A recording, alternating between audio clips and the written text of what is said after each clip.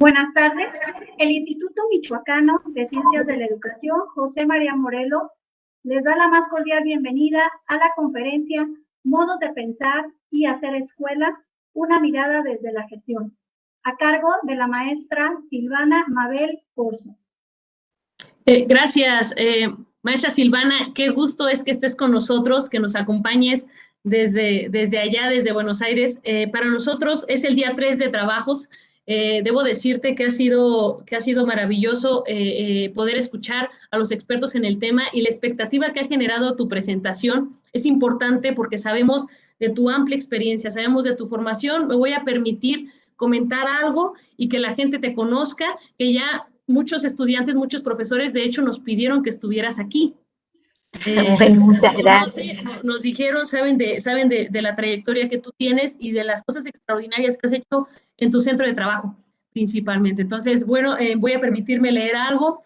La maestra Silvana tiene especialización en ciencias sociales por la Flaxo de Argentina, tiene un máster iberoamericano en integración de personas con discapacidad, además de que personalmente ha vivido la situación de exclusión y de inclusión.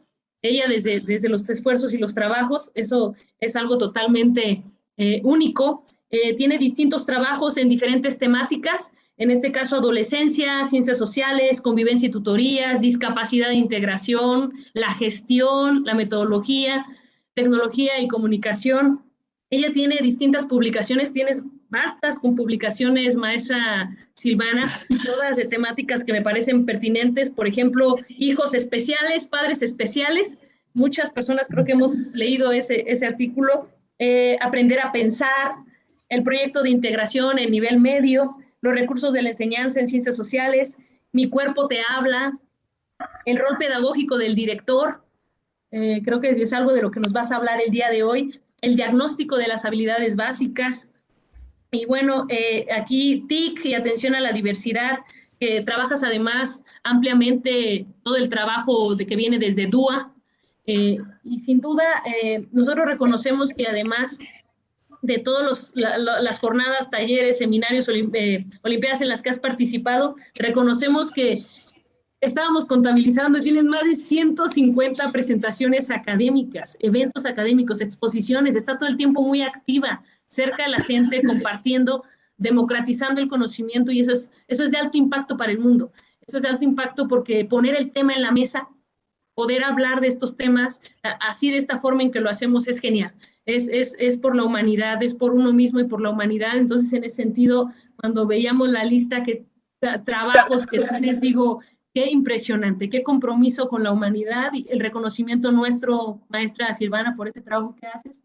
Además de que tienes experiencia en investigación, creo que tienes los elementos suficientes para crear este modelo que hiciste en tu escuela, que es sistematizar, que a veces mucho nos quedamos solo en la experiencia, solo en nuestra práctica, pero poder sistematizar, organizar algo para hacer una propuesta inclusiva, creo que es un mérito que tienes. Creo que es por la experiencia de investigación que muestras aquí en la documentación que nos hiciste llegar. Es fantástico. Estás integrada en el equipo de investigación de la Universidad Nacional 3 de Febrero, además de que trabajas en un programa de políticas, lenguaje y subjetividades en educación por Flaxo. Entonces, gracias por compartirnos tu saber, tu experiencia. La comunidad del IMCET está agradecida, y sabiendo que además eres miembro acreditado de la Red Educativa Mundial. Entonces, reconocemos el esfuerzo, el trabajo, el compromiso por la humanidad, por la diversidad y la inclusión. Para nosotros como institución, el que tú cuentes o que estés con nosotros aquí es altamente significativo, es de alto impacto. Nuestros docentes, nuestros directivos que cursan licenciaturas, que cursan los posgrados, te estarán escuchando, y bueno, te agradecemos que estés aquí con nosotros. Bienvenida al IMCET, que es tu casa, maestra Silvana. Muchas gracias por la presentación, gracias por la convocatoria, gracias por la confianza, y espero, siempre digo, estar a la altura de las expectativas que pude haber generado. Vengo y lo señalaste muy bien mientras voy compartiendo pantalla, voy adelantando un poco lo que voy a compartir. Vengo fundamentalmente desde la experiencia, ¿no? O lo que podemos llamar investigación en acción. Vengo a compartir con ustedes mi mirada como directora de escuela, y mis aprendizajes y los aprendizajes de toda una comunidad educativa a partir de un proyecto que dirijo, que tiene su marco teórico, claramente, ¿no? Pero que a su vez, ese marco teórico en el que nosotros nos inspiramos también nos fue interpelando la realidad y, bueno, y generando tal vez algunas propuestas propias de la escuela o algunas revisiones o miradas, sobre todo miradas del otro, que encontramos como clave a la hora de pensar procesos de inclusión educativa. Entonces, lo voy a contar como directora, pero al final ustedes van a ver que siempre hago mi homenaje a quienes lo hacen posible, que son los docentes y toda la comunidad educativa, docentes, alumnos, familias, todos. Y bueno, el título que le puse tiene que ver con esto, cómo pensamos y cómo hacemos la escuela. Y ese ser continuo, ¿no? Esas formas de hacer escuela que se van renovando en contexto. De hecho, en algún momento voy a comenzar también, digo, a pensar estos procesos en un momento clave como el que estamos viviendo a nivel mundial, ¿no? En materia de educación y en contextos de pandemia.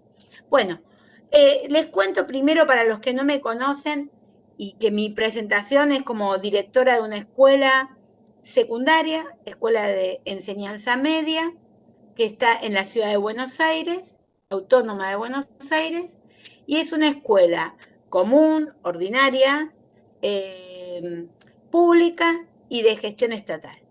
Digo, la presento de esa manera porque voy a compartir esta idea de hacer inclusión, hacer realmente inclusión dentro de la escuela, demostrar que es posible y demostrarlo en el contexto más adverso, ¿no?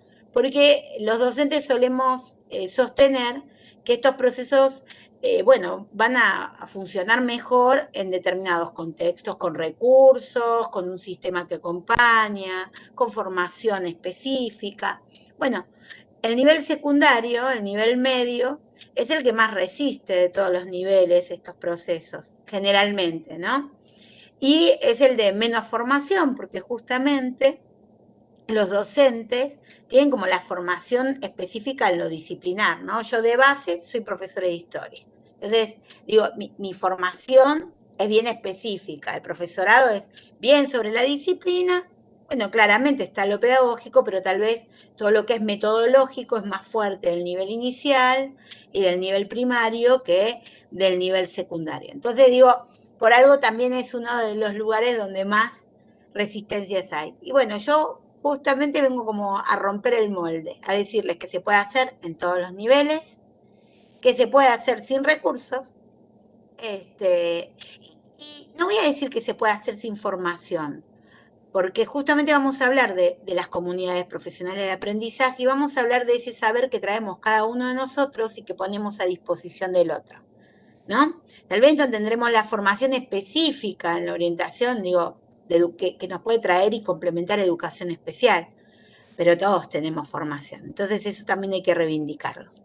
Les cuento que mi escuela está en un contexto particular porque su origen, su fundación, tiene que ver con un proyecto de creación de escuelas secundarias allá por los 90, ubicadas en zonas estratégicas de lo que es la capital federal de la República Argentina, y para recibir alumnos en contexto de vulnerabilidad, es decir, o dentro de barrios marginales o cerca de barrios marginales, atendiendo a esa población y devolviéndola al sistema. Voy a hablar de inclusión en el sentido más profundo, pero quiero empezar con lo que se entendía por inclusión en los 90, que para mí es la base, digo, para poder pensar en abrir las puertas realmente a todos, ¿sí? En ese momento todos eran alumnos que hubieran repetido, que tal vez sus conductas disruptivas o violentas los dejaban fuera del sistema, o alumnos que directamente no ingresaban a la escuela media porque su base fundacional es absolutamente elitista, ¿no? O sea, la primaria para todos y en ese momento la secundaria para algunos. Ahora, la impronta, el ADN de esta escuela, cuando se funda, la lógica es salir a buscar a los alumnos. Entonces, digo, si yo tengo algo para compartir y si estuviera del otro lado de la pantalla, notaría, la escuela sale a buscar a sus alumnos. Algo que hicimos durante todo el 2020, creo que todas las escuelas a nivel mundial, ¿no? El hacerse cargo del contexto. El lema es, afuera es adentro de la escuela. Allá en su momento, donde se funda la escuela, el lema, afuera es adentro de la escuela. Visibilizar el contexto. Y eso nos hace visibilizar la diversidad, el real concepto de diversidad, ¿no? Entender que lo diverso es norma dentro de una escuela y no la excepción. Cuando no visibilizamos el contexto, desconocemos esa diversidad, ¿no? Nos aferramos a un perfil de alumno, recién decían, bueno, mi experiencia en DUA, podría ser el alumno promedio, o citando a Flavia Terici, podría ser la trayectoria teórica, ¿no? Que debería estar, un alumno en primer año debería poder hacer determinadas cosas. Un alumno en primer grado, un alumno en cuarto grado. Bueno, esas son trayectorias teóricas. Perfiles de alumnos, representaciones de alumnos. Pero estos estudiantes están atravesados por sus contextos, por sus historias de vida, sus recursos, los recursos culturales y materiales que tengan sus familias, que van a determinar o van a condicionar su desempeño. ¿Por qué? Porque para aprender tengo que tener el deseo de aprender, y ese deseo, además de tener la responsabilidad de la escuela, también viene con cuestiones de respetar sus intereses, sus motivaciones, su estado de ánimo, ¿no? Y toda esta historicidad que tengo que hacer presente dentro de la escuela. Entonces, una clave, miren, ya, una clave para trabajar en un proyecto que dé respuestas a todos es hacerse cargo del contexto, es visibilizarlo y hacerlo entrar a la escuela, dando la bienvenida y alojándolo. Y hacer entrar, abrir la escuela para todos, no es lo mismo que garantizar el derecho a la educación. Ojo, hacer presente ese contexto es para que nosotros podamos revisar nuestras prácticas y responder en consecuencia. Abrir, visibilizar el contexto y decir que vengan todos y hacer un como sí, eso no es garantizar derecho porque nosotros tenemos que garantizar que los chicos estén dentro de la escuela aprendiendo, ¿no? Como diría Scliar, no de cualquier manera, sino aprendiendo. Y ese es nuestro mandato. Entonces, visualizo el contexto y mi forma de hacerme cargo va a tener que ver justamente con cómo voy a crear las condiciones para que en ese contexto ese niño, esa niña, ese joven aprenda, ¿no? Y que la escuela le habilite otras posibilidades. No digo la escuela transformadora de historias de vida. Hace un tiempo, digo, nadie resiste archivo, ¿no? Hace un tiempo decía eso. Si ustedes buscan videos míos, algún reportaje, alguna cuestión, entrevista, yo creía que nosotros éramos transformadores de vida. Y luego me di cuenta que nosotros en realidad lo que hacemos es habilitar un mundo para todos nuestros estudiantes, para que ellos tengan el protagonismo de transformarlo, digamos. ¿Y cómo lo hacemos? Demostrándoles que no están condenados a reproducir historias de vida. Bueno, voy a ver primero si puedo sacar mi... Bueno, vamos a intentar si se ve bien el video, si no busco quitar mi imagen, ¿sí? A ver si responde.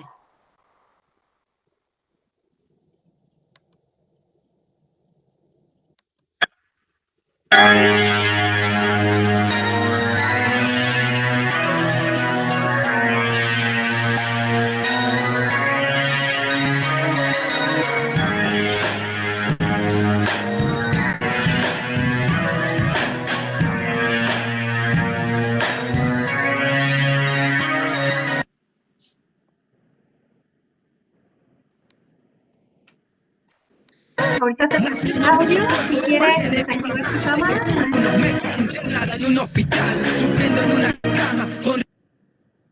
Bueno, ahí.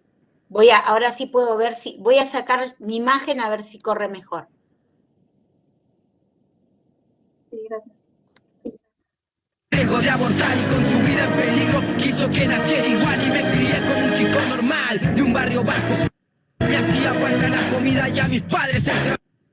Bueno, no se preocupen, no voy a insistir con el video, sino ya pudieron ver un poquito en las imágenes, un poquito el contexto del barrio, donde vienen nuestros alumnos, el barrio Ejército de los Andes, conocido popularmente como Fuerte Apache, y este rap, que bueno, apenas lo pude hacer correr, pero no lo puedo comentar, lo canta el papá de uno de nuestros ex alumnos de la escuela. Y lo que dice es, bueno, que nacer en este contexto, lo dice en este y en otras canciones, significa no tener destino, lo dice de otra manera, ¿no? Pero comparte esta idea de que, bueno, si naciste en este barrio, hay dos posibilidades. O terminás en la cárcel o terminás muerto, ¿no? Como dos posibilidades, muerto o en la cárcel. Y esto fue, al visualizarlo, ¿no? Al visibilizarlo como escuela, al salir al encuentro de nuestros estudiantes para reinsertarlos al sistema, esta fue la clave para lograr docentes disponibles, diría Gabriel Brenner, al otro. ¿Por qué? Porque teníamos el peso de, si no lográbamos retenerlos, contenerlos dentro de la escuela, pero que a su vez estuvieran aprendiendo, no había otras posibilidades para ellos, ¿no? Queríamos demostrarle como escuela que no estaban condenados a reproducir historias de vida, que ellos no estaban condenados a tener este destino. Y entonces casi con esta idea de la muerte del destino, tómenla metafóricamente y literalmente. La muerte de un destino, digo metafóricamente por el hecho de no estudiar y poder tener otras posibilidades de vida, pero también en estas condiciones que pudieran morir por la pobreza en la que se encuentran, ¿no? Entonces, en nuestras manos la responsabilidad de habilitar otras posibilidades y otros destinos, y esta idea de muerte pesaba tanto que nos convertimos en un grupo que nos comprometimos mucho con el otro y nos comprometimos como grupo para pensar nuestras prácticas, para hacer una autocrítica, para revisitar la escuela permanentemente para mejorar el proyecto, que los retenga a todos, pero que los retenga y que los haga aprender. 31 años después tenemos esta escuela, pero nosotros 31 años después, y empezando solo en este contexto a trabajar, trabajamos hoy con alumnos judicializados, familias judicializadas, alumnas madres, bebés, dentro de la escuela. Recién tenemos la salita de primera infancia hace 2 años. Quiere decir que los bebés estuvieron a UPA de sus mamás o a UPA de los docentes durante 29 años en las aulas. Cuando se embarazaban teníamos que garantizar que no dejaran la escuela, y muchas veces implicaba que vengan con sus hijos, si no, no tenían con quién dejarlo. Articulamos con hogares, descubrimos que no hay peor orfandad que huérfanos con padres vivos, y además trabajamos con alumnos con algún tipo de discapacidad, como parálisis cerebral, mielomeningocele, espina bífida, hidrocefalia, disminución visual severa, hipoacusia, síndrome de Down, síndrome de Tourette, síndrome de Nuna, síndrome de Leopardo, síndrome de Asperger dentro de lo que es el TEA, CATGD no específico, incluso alumnos con cuadros psiquiátricos como psicosis y esquizofrenia. Decimos nosotros en la escuela estamos todos, y elegí esta imagen de las bicicletas, silla de ruedas, silla, mesa, como una idea de representar que llegamos y estacionamos en una escuela que nos abrió las puertas a todos, ¿no? ¿Y cómo lo hicimos y cómo lo hacemos? Miren, la clave está en qué objetivos tenemos como escuela, pero objetivos consensuados con toda la comunidad. Pensar en proyectos escuela, que cumplan simplemente un espacio de cumplimiento burocrático no sirve. Los proyectos de escuela se revisan todos los años y se revisan con toda la comunidad. Y su letra se escribe con la opinión de toda la comunidad, ¿no? Entonces, la clave está en el objetivo que tenemos como escuela. ¿Recuerdan el lema? Afuera es adentro de la escuela. ¿Saben cuál es nuestro lema hoy? Hoy digo 2021 porque vamos como poniendo distintos, ¿no? Lemas. Un año pusimos como lema, el fracaso no es opción, ¿no? Bueno, el 2021 que nos encuentra en una semipresencialidad, una presencialidad y virtualidad, ¿no? En una bimodalidad, pusimos como lema comenzar por los últimos, parafraseando a nuestro presidente, ¿no? Por todos los chicos que volvieron a la escuela y que el año pasado su trayectoria fue muy fragmentada justamente por el contexto que todo el mundo conoce. Entonces digo, lo importante es, ese lema marca el objetivo del año. Hay objetivos que son nuestro norte irrenunciable, trabajar en líneas de inclusión, ¿no? Con prácticas democráticas, digo, solidaridad, compromiso con el otro, eso está expresado en nuestros objetivos, pero luego están los contextualizados. ¿Cuál es la diferencia? Yo creo que todas las escuelas escribimos lindos proyectos escuela, pero acá, digo, la clave como segundo aprendizaje para compartir con ustedes es el de formar comunidades profesionales de aprendizaje. ¿Se acuerdan que decía recién que no tenía que ver con la formación docente como lo que, la barrera, ¿no? Para poder responder a la diversidad? Yo digo, tenemos formación docente. Algo sabemos hacer y queremos hacer y nos gusta hacer, que es enseñar. Y estudiamos para que el otro aprenda. Y esto es lo que tenemos que pensar siempre, ¿no? Esto es lo irrenunciable. Yo tengo que garantizar que el otro está aprendiendo. Bueno, en ese sentido, con esa base, ¿qué saber tiene cada uno de nuestros docentes? Y el saber es su formación como docente, pero su formación, digo, con sus intereses, sus hobbies, sus biografías, que se puedan poner a disposición de un proyecto escuela para poner todo en juego para pensar y repensar nuestras prácticas, ¿no? Entonces, formar comunidades profesionales de aprendizaje es la clave. Y en gestión, trabajar de manera colaborativa, en un, si quieren, en términos de liderazgo, un liderazgo distribuido, ¿no? Eso es fundamental. Y trabajo de manera colaborativa formando una comunidad profesional de aprendizaje. No renunciando a dos principios fundamentales. Nosotros hablamos del sur y del norte de la escuela. El sur es esta historia que les conté, que es el que tiene que marcar nuestro camino, y el norte los principios que sostenemos. Igualdad de oportunidades para todos, pero la garantizamos con equidad, dándole a cada uno lo que está necesitando. Y le damos un plus, porque pudimos como buscar una beta a esto, algo que es superador de la equidad. Parece loco lo que digo, pero es así. Y que tiene que ver justamente con las prácticas, ¿sí? ¿Por qué? Porque muchas veces desde la equidad se termina segregando, porque se trabaja con el techo de los estudiantes y esta idea de darle cada uno lo que está necesitando se traduce en adecuaciones que terminan siendo recortes, ¿no? Y lo que hago es limitar oportunidades de aprendizaje. Entonces, nosotros decimos, dándole a cada uno lo que está necesitando, pero reconociendo fundamentalmente primero las barreras. Entonces, para reconocer las barreras, lo primero que tengo que hacer es tener claro que vamos a promover las diferencias, que si lo diverso es, digamos, la meta, ¿no? No es la excepción dentro de la escuela, no me salía la palabra, lo que vamos a promover dentro de la escuela es reconocer y poner en valor las diferencias.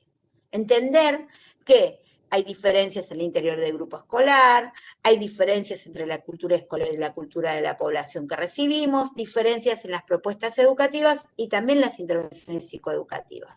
Y reconociendo y promoviendo las diferencias, asumimos la responsabilidad como escuela de crear las condiciones de educabilidad. Es decir, no evaluamos cuán educable es un alumno, cuánto puede aprender, no sabemos, ese es un misterio. Damos por hecho que todos pueden aprender, ¿sí? Lo que sabemos es que no todos pueden aprender lo mismo al mismo tiempo de la misma manera, pero todos pueden aprender. Bien, dicho esto, ¿cómo vamos a hacer para que aprendan? Lo que dice Philippe Mérieux, la pedagogía de las condiciones. ¿Cómo vamos a crear las condiciones para que todos estén dentro de la escuela aprendiendo? ¿Cómo creamos esas condiciones? Reconociendo las diferentes historias de vida, los diferentes contextos de vida, las motivaciones, los intereses, las actitudes y las expectativas que traen nuestros alumnos a la escuela, ¿sí? Entendiendo que hay distintos estilos, ritmos, competencias curriculares y claramente dando respuesta en consecuencia. Entonces, respondiendo a esas necesidades educativas que tenemos todos como seres humanos. Se hablaba de necesidades educativas especiales, luego se descartó pensando que lo especial hacía referencia a la persona, pero la realidad es que lo especial hace referencia a la necesidad. Entonces, todos y cada uno de nosotros tenemos necesidades educativas condicionadas por estos contextos, ¿no? Entonces, ¿qué significa lograr las condiciones y que todos aprendan? Significa, primero, o implica, identificar y eliminar las barreras. Y entender que esas barreras están en el contexto de la escuela. No decir, bueno, estos alumnos vienen con estas familias, no se puede hacer nada. Estos alumnos tienen este tipo de patología, no se puede hacer nada. No. Digo, ¿qué pasa en la escuela? ¿Qué podemos ofrecer como escuela? ¿Qué podemos revisar de nuestras prácticas que se ofrecen como barreras para que todos estén aprendiendo? Y una vez que reconocemos esas barreras, podemos hablar de barreras en términos edilicios, pero vamos y fundamentalmente a hacernos cargo, porque eso se hace cargo del sistema, ¿no? Digo, vamos a hacernos fundamentalmente cargo de las barreras metodológicas, de nuestras planificaciones como barreras, del diseño de nuestras secuencias didácticas. Y entonces vamos a generar apoyos inclusivos, facilitadores, que son recursos, estrategias, que promuevan estos intereses y metas personales, porque vamos a evaluar procesos individuales, no vamos a estandarizar resultados. Nuestro objetivo no es el diseño curricular es un medio. Nuestro objetivo es que nuestros estudiantes aprendan, ¿entienden? Entonces, salimos del paradigma del déficit, que entiende que el objetivo es la enseñanza, ¿no? Y que termina debilitando al alumno, al estudiante, porque se acomoda y recorta, y tiene como objetivo cumplir con el diseño curricular, y pasamos al paradigma del conocimiento. ¿Ven? Me estoy alejando de esta idea del modelo médico y del modelo social de discapacidad. Estoy hablando en el sentido más profundo de la palabra diversidad, ¿sí? Entonces, lo que voy a abandonar es el paradigma del déficit y me voy a posicionar en el paradigma del conocimiento. Todos pueden aprender. Mi objetivo es que aprendan, el diseño es el medio para que aprendan y voy a ser exigente, ¿sí? Y acá rompemos con un mito que es que la inclusión educativa, bueno, no es de excelencia académica. La escuela que hace inclusión no reporta, ¿no? Resultados excelentes, no, al revés. La escuela inclusiva es una escuela de excelencia, ¿por qué? Porque garantiza que cada alumno aprenda todo lo que puede aprender, todo su potencial de aprendizaje. No limita las oportunidades de aprendizaje.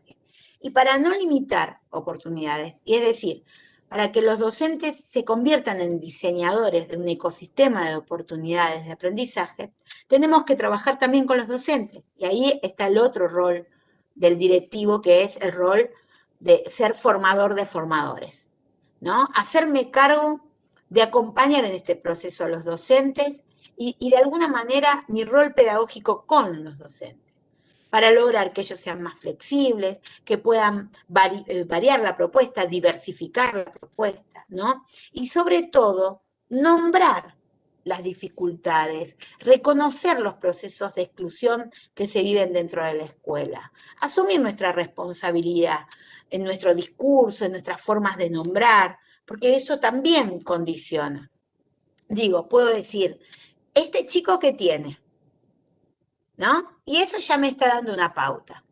Yo visito escuelas que me las presentan como escuelas que trabajan en inclusión y me describen patologías, ¿no? Entonces digo, no, bueno, contame la historia del niño, contame la historia de la niña, del joven, ¿no? De eso se trata. Como clave, la pregunta no es qué tiene, sino quién es.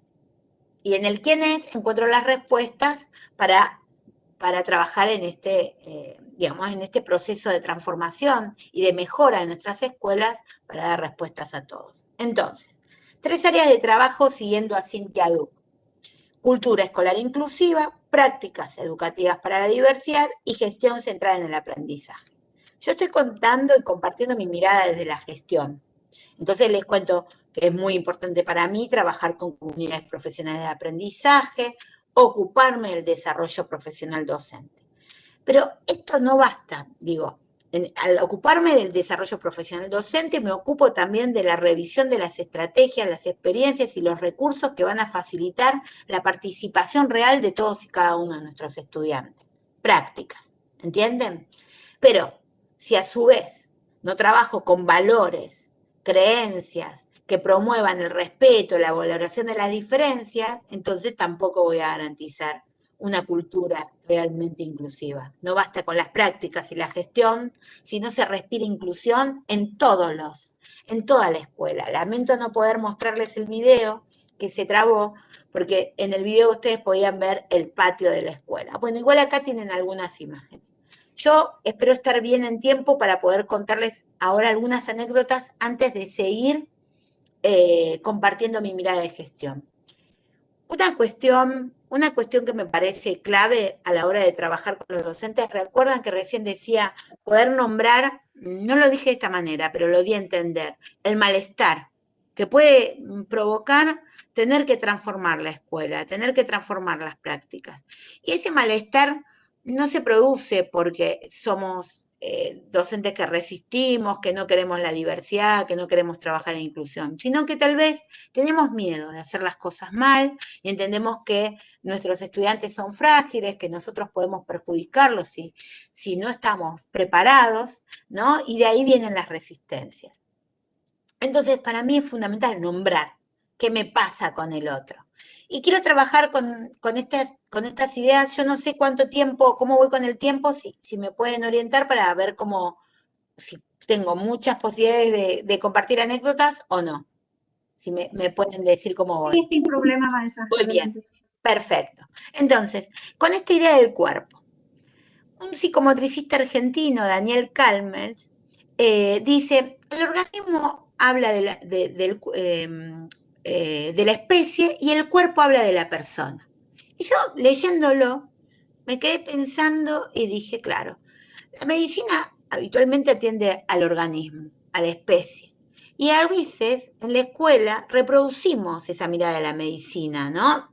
Tampoco voy a generalizar, digo que hay, y sobre todo en discapacidad, como esas intervenciones que desconocen a la persona y trabajan sobre el cuerpo únicamente, sobre en realidad el organismo.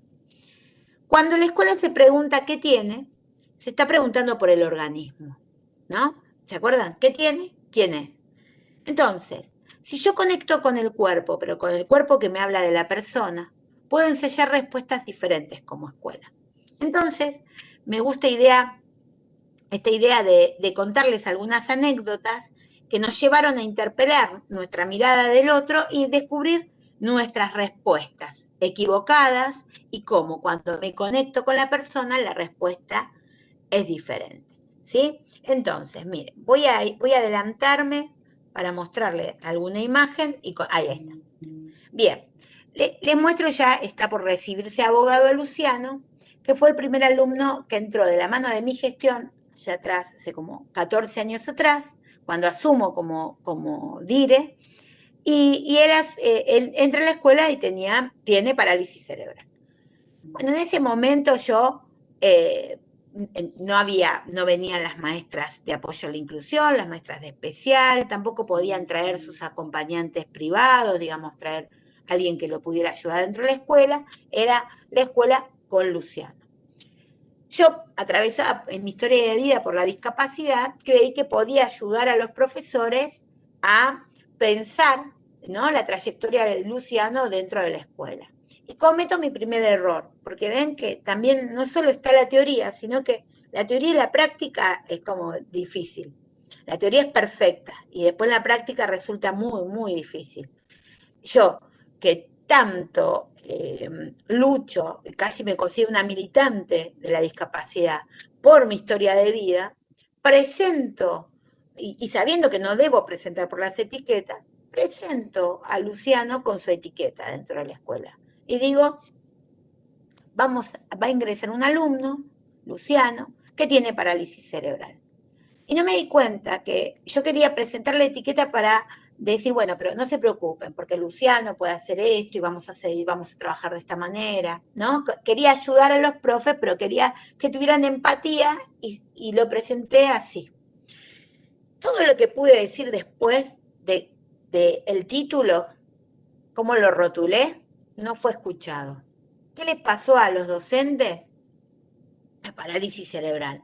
Y la representación que tenían ellos de la parálisis cerebral. ¿Cómo vamos a hacer y cómo vamos a trabajar en una escuela secundaria con un alumno con parálisis cerebral? Bueno, la realidad es que fue mi primer fracaso esa reunión de personal donde yo creía estar súper preparada para asumir este rol pedagógico del que les venía hablando. Pero ese no fue el caso. Entonces, a ver si puedo... ahí está. Esperen que quiero mostrarles la otra foto. Mientras viene, les voy comentando. Muy frustrada, me voy a ver, yo entraba ahí como directora, pero estaba en la escuela hacía tiempo como profesora. De hecho, desde el 93, 3 años después, digamos, casi cuando se cumplían los 3 años de fundación. Entonces, como yo como profesora entraba y salía, tenía pocas horas, empiezo a indagar a ver si habíamos tenido alumnos con discapacidad en la escuela, que tal vez yo no los vi, o algún tiempo que estuve de licencia. Digo, saber un poco la historia de la escuela en materia de discapacidad. Y descubrí, pero mi Power hoy no me está ayudando, descubrí a este muchacho, que si ahora pasa, no toco más porque por ahí está, viene como más lento, viene con delay. Descubrí a este muchacho que no es de la mano de mi gestión, ya había egresado, ¿no? Y claramente tiene parálisis cerebral. Entonces, vuelvo a hacer una reunión y les digo, a ver, fueron docentes de este exalumno. ¿Qué pasó ahí?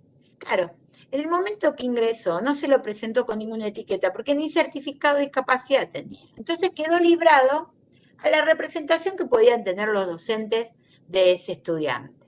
La realidad es que lo que vieron los docentes es un estudiante con discapacidad motora. Como nadie les puso una alerta, vieron eso.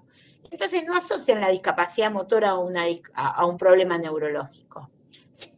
¿Qué quiero decir? Que creyeron que él podía aprender. Y cuando se cree que el otro puede aprender, ¿qué sucede? Aprende. Y entonces pasó sin mayores ruidos dentro de la escuela y se egresó, ¿no? Y no solo eso, sino que también estudió abogacía. Y después nos preguntaremos por qué estudian abogacía, ¿no? ¿Qué cuestiones tienen que salir a defender ellos que todavía no está garantizado? Entonces, lo que yo les quería mostrar a los docentes es que el error era quedarse con el término parálisis cerebral. Que este ex estudiante también tenía parálisis cerebral, pero como no quedaron obnubilados por la patología, ¿no?, de la que era portadora y se comprometieron con la persona, pudieron hacer que aprenda. Que la clave está mirar a la persona y no a la etiqueta de la que es portadora. Bien, eso teóricamente parece muy bueno, ese es nombrar el malestar, poner en tensión, revisitar la escuela, interrogar las afirmaciones. Sin embargo, un año después, luchando con Luciano, que pasó de año, pero bueno, porque es muy genio, pero con muchas resistencias, entra Lucas a la escuela, ¿sí? Y acá lo están viendo en pantalla. Entonces, yo les podría decir a ustedes, si pudiera interactuar, ¿cuál es digamos, qué tienen en común Lucas y Luciano? Y ustedes me contestarían, bueno, los dos tienen una discapacidad motora o los dos están en silla de ruedas. Quiere decir que todos estamos viendo que hay dos personas con discapacidad, ¿verdad? Bien, bueno, yo me contesto sola, ¿no? Bien, ahora yo voy a cambiar la representación que ustedes tienen de Luciano. Y les voy a decir, de Lucas, perdón. Y les voy a decir, Lucas tenía una distrofia muscular progresiva, síndrome de Duchenne. Es de las distrofias musculares la más seria, digamos. ¿Qué significa? Que se van atrofiando sus músculos hasta que llega al corazón y muere. Él falleció a los 24 años de edad. O sea que hasta los 5 años él no tenía ninguna dificultad y ahí empezó a manifestar los síntomas y lentamente fue perdiendo la movilidad. Yo sé que sus caras cambiaron, no los veo, pero me lo imagino. Igual que cambiaron las caras de los docentes. ¿Por qué cambian sus caras? Porque ustedes tienen una representación de lo que es la enfermedad. Nosotros sabemos de la enfermedad. De lo que no sabemos es muchas veces de la discapacidad. Porque con la discapacidad no convivimos, lamentablemente. Hoy ese colectivo se fue abriendo terreno solos, con luchas, la verdad que son loables, del colectivo en sí mismo, de las familias que los apoyan. Pero en las escuelas todavía no están presentes masivamente. Entonces, tener empatía es difícil. Con la enfermedad puedo tener empatía. Entonces, a Lucas, los docentes le habilitaban todo, le habilitaban faltar, le habilitaban que no entregue los trabajos, se ponían a disposición. ¿Por qué? Porque se conmovían por su situación. Entonces, hacerles ver cómo vamos respondiendo al otro según nuestras representaciones y que estamos en deuda con un colectivo específico, y no solo con ellos, con tantos otros, digo hoy nombrando el tema de discapacidad, ¿no? Me pareció fundamental. Estos son cuerpos visibles. Miren, les voy a contar 2 anécdotas más. Seguro están leyendo así las citas que yo no estoy teniendo oportunidad de leerles, pero que son muy interesantes, tanto de Liliana González como de Daniel Calmels y de María José Borsani, ¿no? Pero quiero contarles otra anécdota y que tiene que ver, voy a irme a los cuerpos invisibles, pero no voy a dejar de nombrarles a Borsani. Miren, esto me parece interesante justamente como para cerrar esa anécdota de Luciano y de Lucas. Si el diagnóstico sepulta al niño, si nada se puede decir de él más allá de su síndrome, si su historia se reduce a un inventario de consultas, informes, pronósticos y tratamientos, en nombre del avance científico estaríamos reproduciendo lo que los antiguos griegos hacían desde la más cruel ignorancia, ¿no? Los arrojamos a un abismo de significatividad. Me voy a ir a otra anécdota que es cuerpos invisibles, ¿no? Digo, llego al aula y no reconozco nada. No hay una maestra ayudando a un alumno, no hay un alumno que yo pueda decir tiene un tipo de discapacidad o tiene. Sería lo que podemos hoy entender realmente por diversidad. No tengo que reconocer a nadie para entender que ese otro y cada uno de ellos, cada uno de las personas que están viendo ustedes ahora, de estos egresados que están viendo ahora en pantalla, tiene una historia y una necesidad. Pero les cuento una anécdota que casi fue como un experimento social que no tuve esa intención, pero me salió así.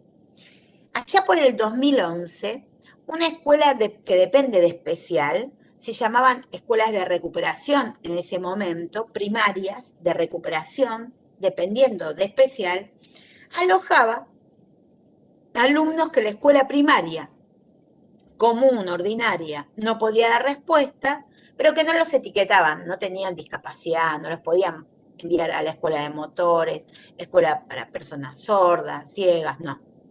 Entonces iban a estas escuelas, que se llamaban así, de recuperación, hoy tienen otro nombre.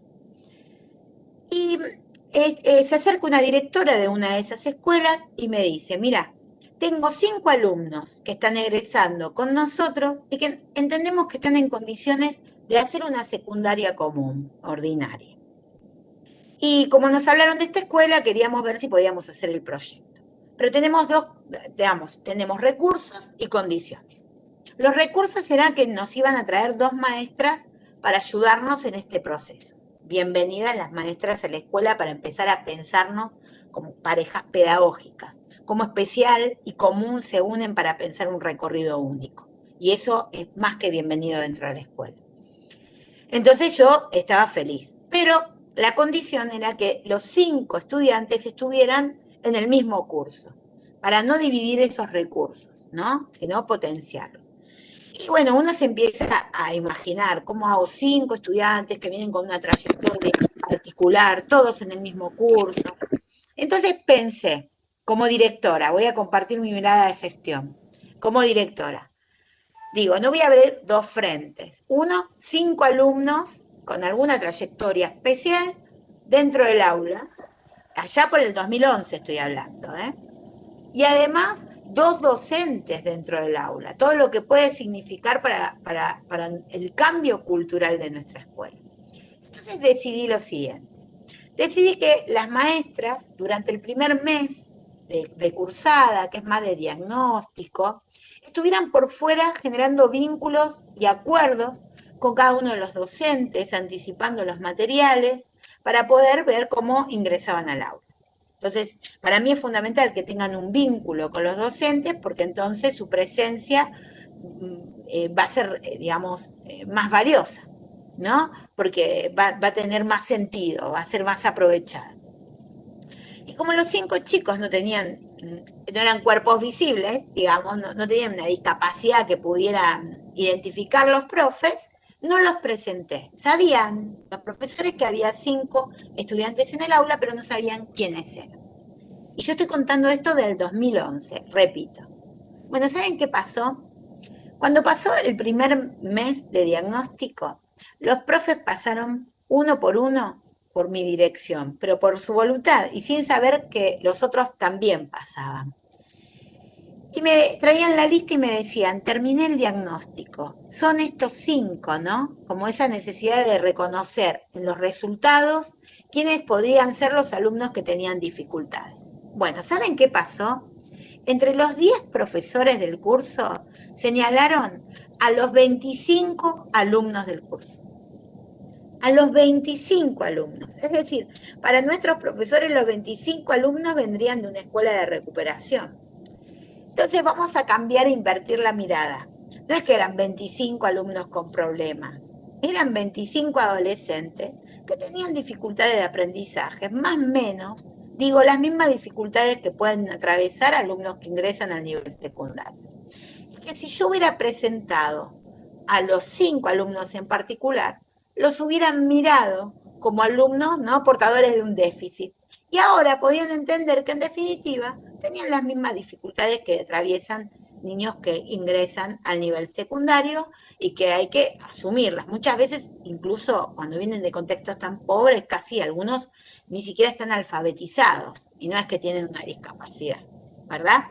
¿Ven? Cuerpos invisibles, la manera de ensayar nuevas respuestas. Entonces, Liliana González dice, se puede repetir automáticamente contenidos, pero si no hay un sujeto que los abroche, que los torne significativos para su vida, no habrá aprendizaje. Y esa es nuestra responsabilidad, ¿no? Entonces dice, que no importe la caligrafía si se aprende a escribir una carta a un amigo, que no importe la dificultad lectora si se puede sostener el deseo de leer, que no importe la defectuosa pronunciación si se pueden encender las ganas de estar y comunicarse con el otro, que no importe lo que halaga narcisísticamente al docente o a los padres, sino lo que el alumno pueda reconocer como efecto de sus acciones y de sus búsquedas, ¿sí? Yo digo, bueno, cuerpos visibles, cuerpos invisibles, en definitiva, cuerpos que hablan. Y los cuerpos ausentes, y asumir la responsabilidad de la escuela de aquellos alumnos que tienen su trayectoria escolar en domicilio o escuela hospitalaria. Y entender que no son alumnos de la escuela hospitalaria ni alumnos de los maestros que van a domicilio, que son alumnos de la escuela. Y que de ellos nos tenemos que hacer cargo, aunque estén 1 año, 2 años, 3 años, unos meses fuera de la escuela, ¿no? Mostrarles la escuela a la que pertenecen, conectarnos.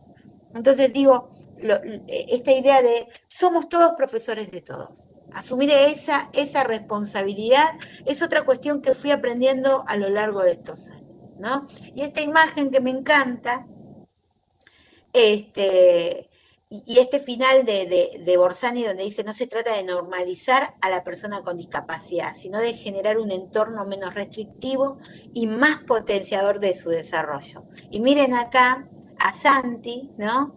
Cómo está bailando, su compañera con patines, y mostrando eso, la diversidad de posibilidades de expresión y cómo todos lo pueden hacer, ¿no? A su manera. Y de esta manera promover y poner en valor las diferencias. Bueno, sigamos entonces. En esto de cuerpos que hablan tengo otro video, pero bueno, voy a omitir los videos, ¿sí? Me voy a ir. Acá este video sí quiero comentarlo, no lo voy a pasar, pero lo quiero comentar. Este era el discurso de una alumna de 5º año, hace un par de años atrás, que no se ve con muy buena calidad, pero que, porque lo buscamos de algún celular que la grabaron, porque nosotros no somos de decirle a los chicos que nos muestren el discurso que van a compartir de despedida, sino que dejamos que nos sorprendan, ¿no?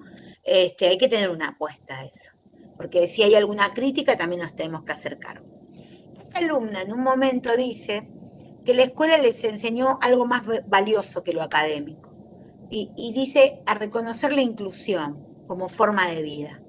Entonces, cuando lo escuchamos salimos a ver quién la había grabado, porque nos parecía que tenía que ser esto lo espontáneo para mostrar. ¿Por qué lo estoy tomando esto? Porque yo puedo decirles que estos egresados no necesitan en sus carreras una conferencia como la mía. No necesitan que les hablen de si es posible o no es posible hacer inclusión. No necesitan que les hablen de accesibilidad edilicia si están estudiando arquitectura. No necesitan que les comenten cómo deben comportarse en la calle, ¿no? O en el trabajo respecto a personas con discapacidad, o bueno, todo eso lo vivieron. No necesitan que les hablen de ajustes razonables si estudian un magisterio. Lo vivieron dentro de la escuela, lo conocen, y ese aprendizaje es para toda la vida.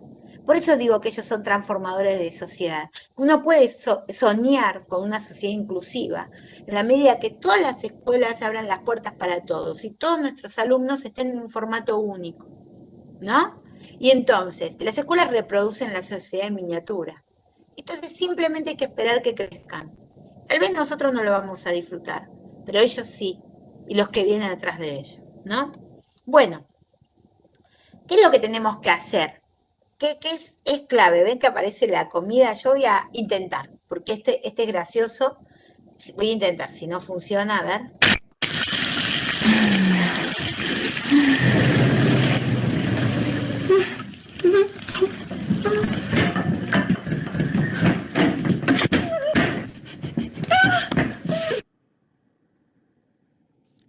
Bueno, se corta justamente en el desenlace, a ver.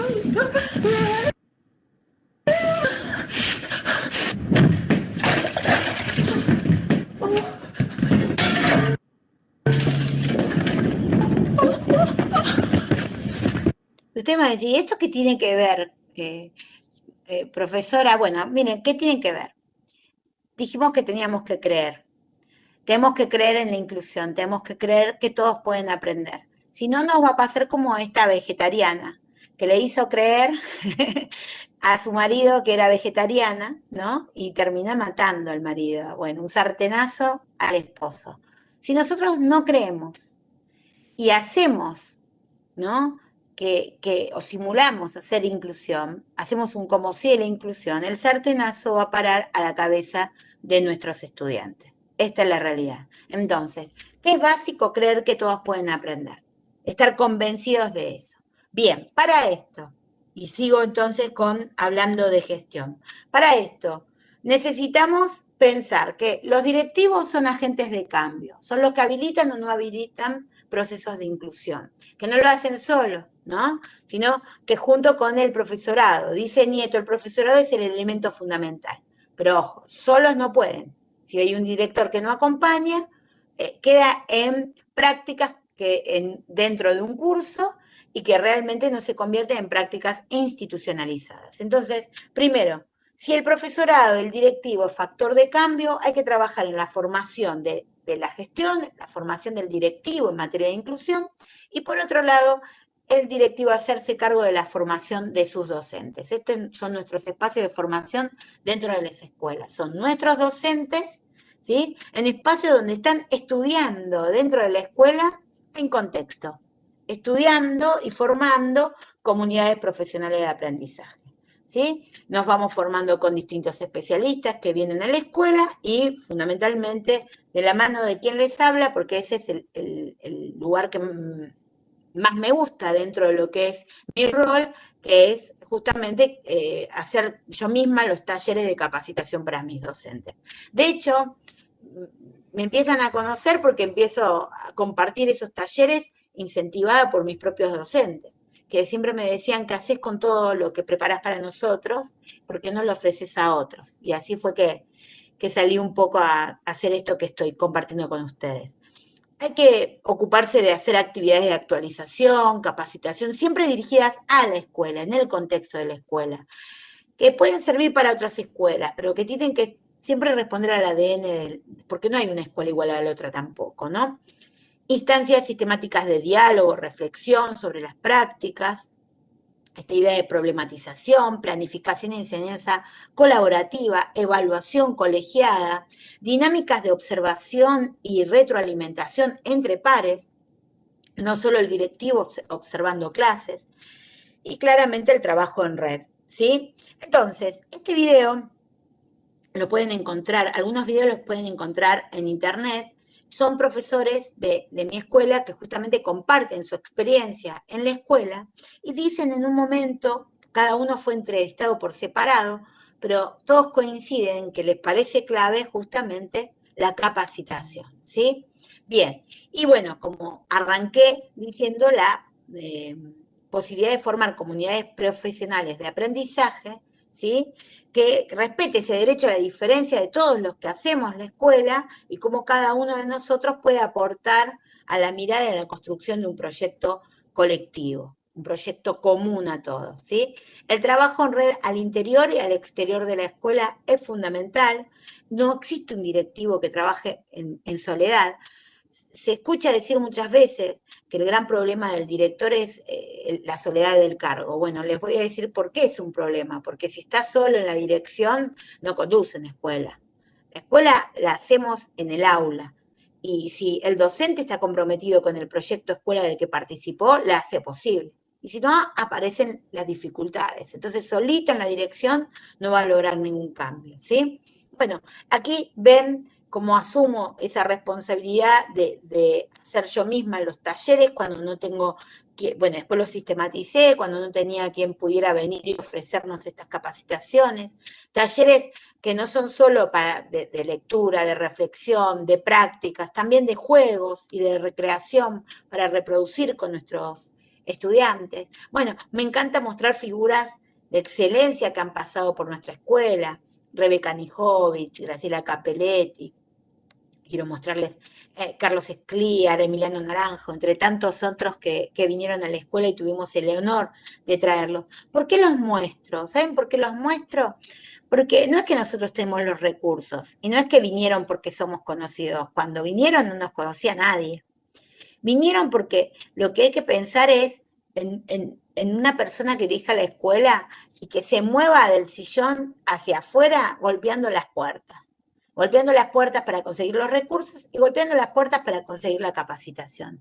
No hay que tener miedo, uy, no tenemos recursos, ¿qué vamos a hacer? Yo habilitaba eso, de presentar, llorar, ¿no? Decir, no tenemos recursos, ¿cómo podemos hacer? Y la gente, la realidad es que siempre nos respondió generosamente, muy generosamente. Digo, hay que animarse a eso y a buscarlo, ¿sí? Mire, a ver si este video no se me traba, no tiene sonido, que acá me gustaba mostrarles, van a ver ahí que corren las imágenes. Nuestra escuela se convirtió un día en una jornada, digamos, abrimos la escuela para un montón de docentes y directivos en un trabajo articulado con 5 escuelas de la zona. Salí a buscar recursos para poder traer a esta profesional que hoy vine citando, María José Borsani, que viene de una provincia argentina, ¿sí? Y teníamos que traerla, o sea, traerla en micro, buscar hospedaje, que pasara el día. Todo eso no lo podíamos sostener solos. Entonces, lo que se nos ocurrió fue llamar a otras escuelas, y entre 5 escuelas lo pudimos hacer. Una jornada de esas que en muchos lugares las tienen que pagar y muy caros, las tuvimos gratuitas, con voluntad de toda una comunidad que puede hacer la diferencia, ¿sí? Entonces lo que los invito también es a pensarse como escuela y como posibilidad de centro de cambio y de un trabajo en red que nos estimule a todos. Acá, bueno, estos videos que no puedo hacer correr, pero que muestran a nuestros docentes haciendo dinámicas también en los espacios de capacitación. También tenemos dinámicas por fuera, a ver si corre por fuera de la escuela. Hacemos algunos encuentros en sábado con algunas propuestas, no corre, qué lástima, con algunas propuestas que les permiten reproducir esas dinámicas de colaboración, de trabajo en equipo con los chicos, pero primero las viven los propios docentes. Voy a insistir una vez más, ahí se puede ver. ¿Ven? Ahí están los profes.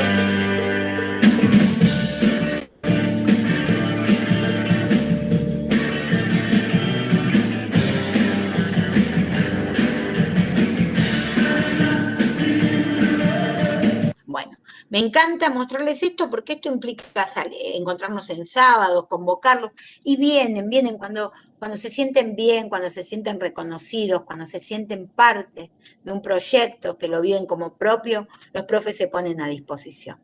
¿Cómo lo hacemos? Lo hacemos pensando en un diagnóstico como punto de partida, diría Scliar, no como sentencia, ¿no? Entonces, un diagnóstico relativo al alumno, competencia curricular, desarrollo personal, estilo de aprendizaje, motivación para aprender, y el contexto. ¿Se acuerdan que decía visibilizar el contexto? Aula escolar y sociofamiliar, ¿sí?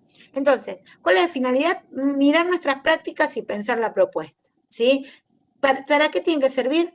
Para determinar el potencial de aprendizaje, todo lo que puede, ¿sí? Y garantizar ese potencial y tomar decisiones, ¿sí?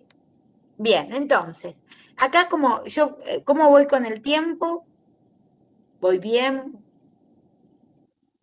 Yo creo como unos 5 minutos más, maestra. Ah, bueno, bárbaro, entonces voy redondeando. Entonces, acá yo tenía como una historia particular. Tomás, que fue el primer alumno con autismo que recibimos dentro de dentro de nuestra escuela secundaria, también un egresado, un hombre hoy, y quería mostrarles que a la hora de evaluar y hacer un diagnóstico, miren que para nosotros fue más importante tener en cuenta el contexto familiar que el contexto escolar. ¿Por qué? Porque era de alto rendimiento, ¿no?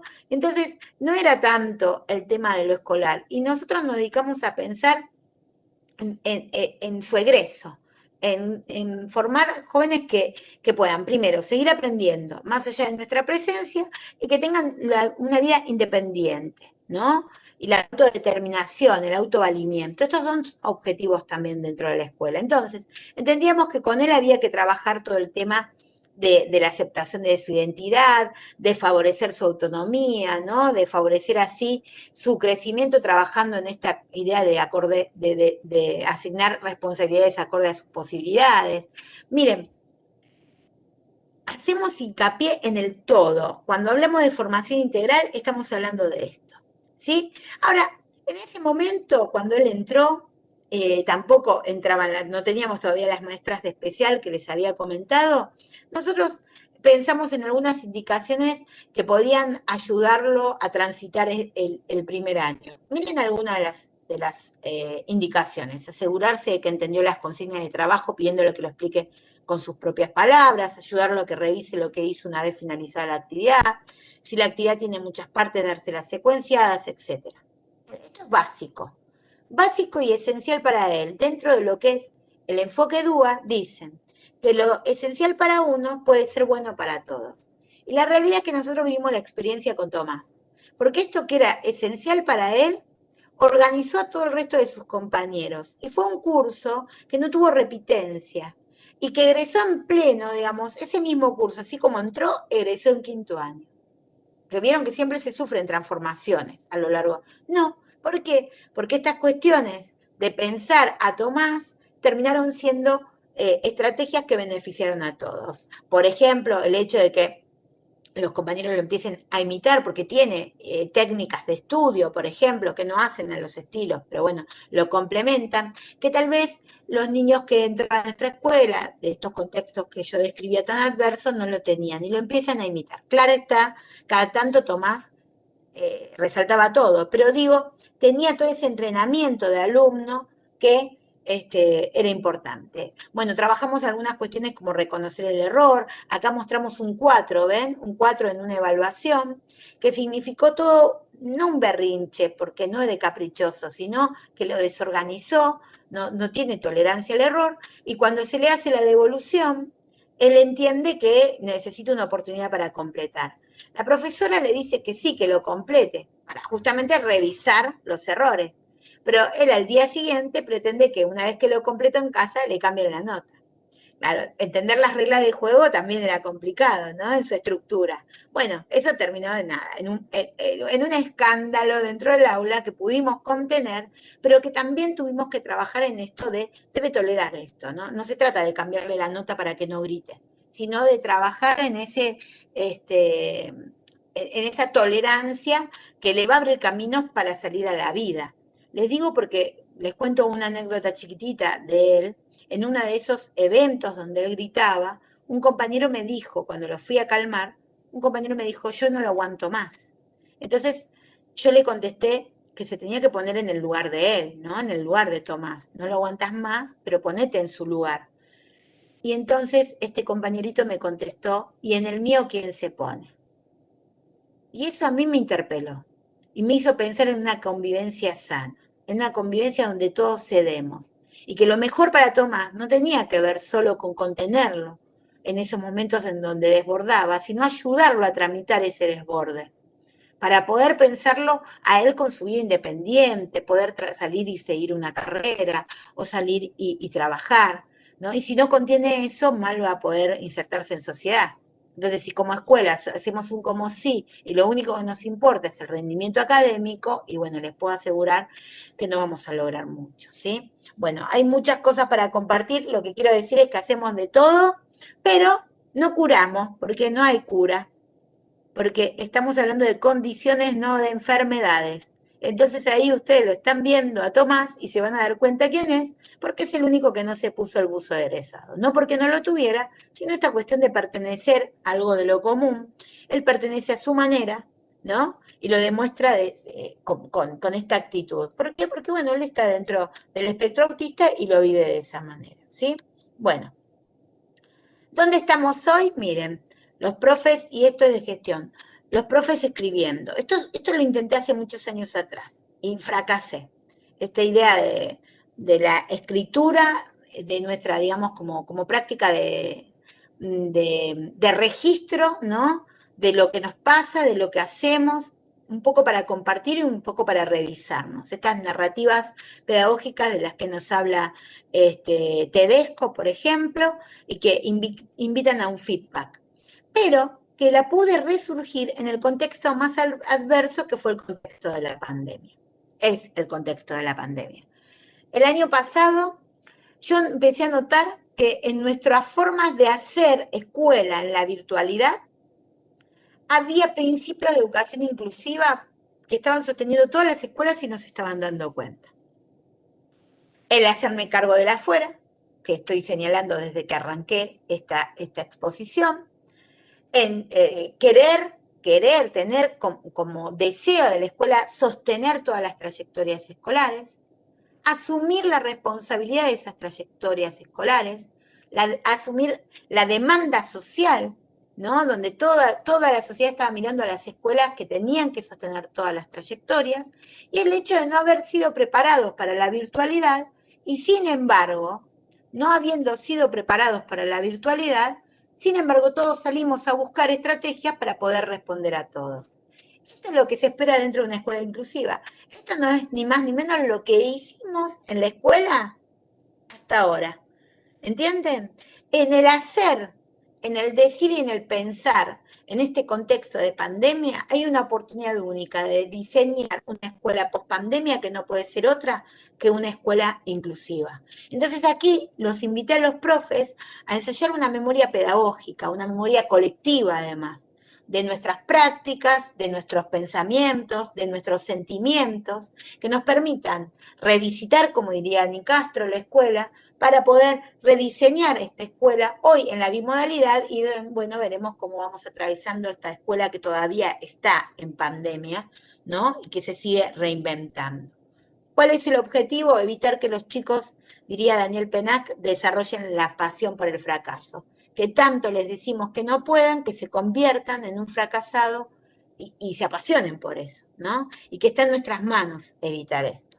Bueno, en definitiva, y digo, y para concluir, me gustaría que escuchen, si es que se escucha, y si no, lo cierro yo, a Franco. Un segundito a ver si se escucha, un pedacito nomás.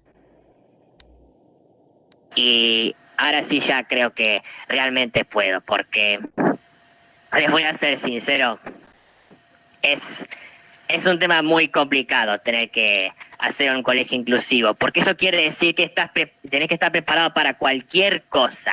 Y el tema es que si aparece un alumno con el cual no trabajaste antes, la estructura que vos armaste se te puede caer y tenés que ingeniártelas de vuelta.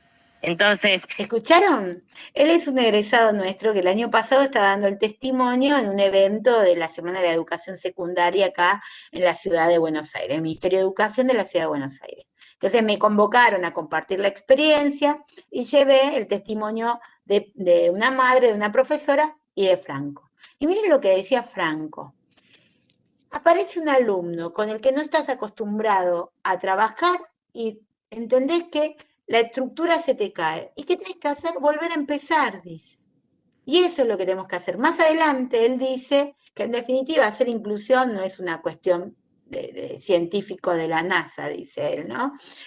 muy digo, con su realidad nos pegó así como un cachetazo para hacernos ver que teníamos una responsabilidad con todos. Bueno, en definitiva, esto lo hago gracias a una comunidad que apoya, una comunidad que cree en el proyecto y que van a sostener el proyecto más allá de mi presencia. De eso se trata una buena gestión, que el proyecto sea un proyecto compartido, ¿no? Colaborativo, que no dependa del carisma, ¿no? De la personalidad y de la formación de aquel que dirige la escuela, sino que realmente dependa del hacer, del pensar y de la autocrítica y la disposición al cambio de toda la comunidad para sostener.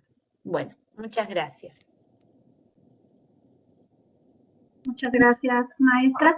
Pues en este momento me permito dar lectura a muchas felicitaciones y saludos de nuestras diferentes sedes, así como de algunos estados, de Ciudad Hidalgo, La Barca, Jalisco, Marabatío, La Piedad, Jalapa, Veracruz, La Huacana, y también, bueno, de alguna manera comentan que están muy de acuerdo con usted, sobre todo en considerar la inclusión como parte ya de nuestra vida.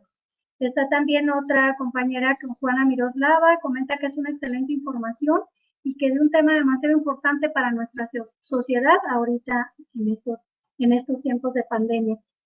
Y bueno, con nosotros también pues se encuentra la maestra Cecilia Terraraz Gutiérrez, que es nuestra directora general de aquí del INSI. ¿Qué tal, licenciada Mabel? De verdad, ha sido un gusto para mí, un privilegio escuchar, agradecerle profundamente la participación que ha tenido en este 22º coloquio de Educación Especial e Inclusión Educativa, y que es el nombre más que propicio para todo lo que usted ha desarrollado de diversidad e igualdad de oportunidades en tiempos de pandemia. Le agradezco su generosidad al compartir con nosotros esa mirada que nos mueve desde el lugar en que muchas veces está situado en términos de institución, ya que la diferencia nos marca y la inclusión, desde la mirada de esos cuerpos invisibles de los que usted nos habla, se convierte en el camino lógico y rico para reconocernos todos como parte de una comunidad y saber el compromiso que tenemos.